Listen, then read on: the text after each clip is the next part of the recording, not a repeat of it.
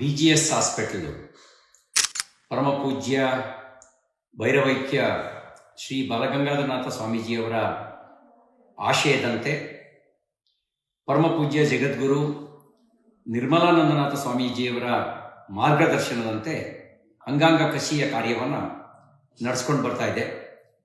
ಇದೇ ತಿಂಗಳು 19ನೇ ತಾರೀಕು ಒಂದು ದೊಡ್ಡ ಪ್ರಮಾಣದಲ್ಲಿ ಮೆಗಾ ಜಾಥಾನ ಆಯೋಜನೆ ಮಾಡಿದ್ದಾರೆ.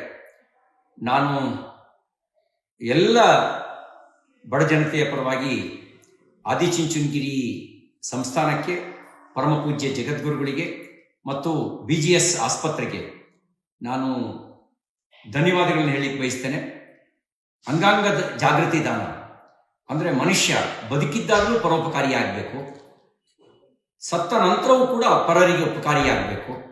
ಆ ಪರರಿಗೆ ಉಪಕಾರಿಯಾಗುವಂಥ ಭಾರತೀಯ ಸಂಸ್ಕೃತಿಯನ್ನು ಪ್ರವರ್ತಿಸುವಂಥ ಅಂಗಾಂಗ ದಾನ ಜಾಗೃತಿ ಜಾಥಾಕ್ಕೆ ಶುಭವಾಗಲಿ. ನಾನು ಕೂಡ ಭಾಗವಹಿಸ್ತೇನೆ. ನಮಸ್ಕಾರ.